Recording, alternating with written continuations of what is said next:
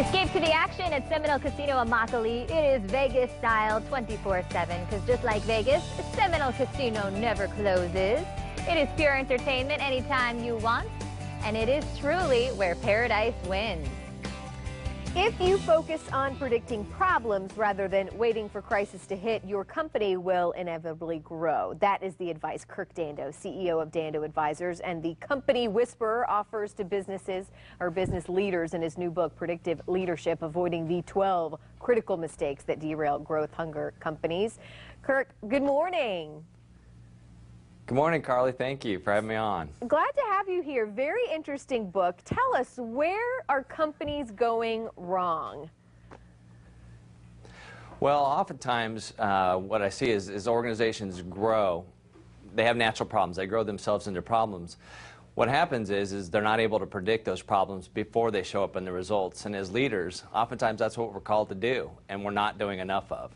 So can you really predict the future? I mean, that is a tall task. That's a tall order. It is. We can't predict everything with absolute certainty, but what we can do is we can exploit the historical and transactional data from thousands of companies and see the patterns of what works and what doesn't. And that's precisely what I do in the book, is talk about what are the most common mistakes that leaders make when they're trying to grow, and what are the most common mistakes that we don't talk about, so we can normalize the journey and we can predict and prepare for those problems before they show up in the results. Well, and give us an example of one. What do you think is one of the major mistakes that businesses are making? One of the major ones is what I call right idea, wrong person. It's a paradox that in business, and we've all experienced the pain and the drama of having a wrong person in a key position. That's not the issue. All successful organizations, that happens. The issue is what happens after we recognize that we have a wrong person in a key position, and really what we do in that situation, the conversations we either do have or don't have. Do we dance around the issue or not? And when we dance around the issue, we actually create this escalation of commitment to fixing the wrong things. For example, if we ask the wrong question, we always are going to get the wrong answer.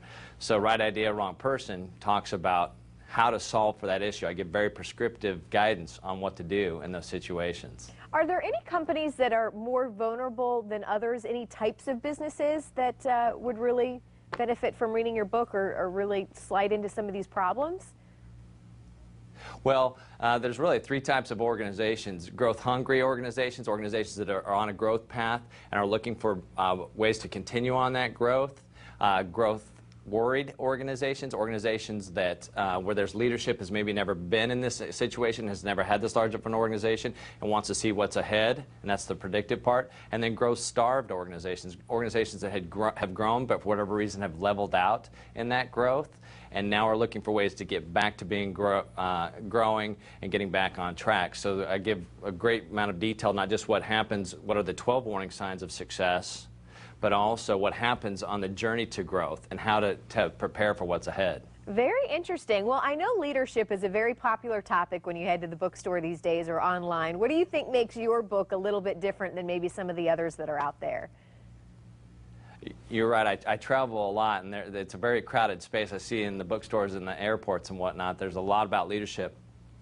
Historically, what I've seen, and is a big reason I wrote the book, is most books do a post-mortem on success and failure and really leave the reader with the responsibility of applying that knowledge to their own circumstances.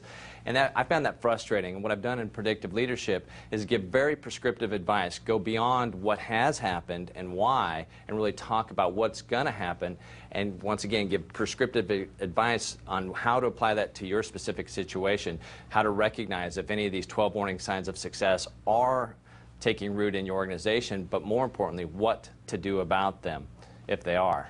Awesome. Well, as we close here, where can people find your book, and where can we go to get more information about you and again, your book?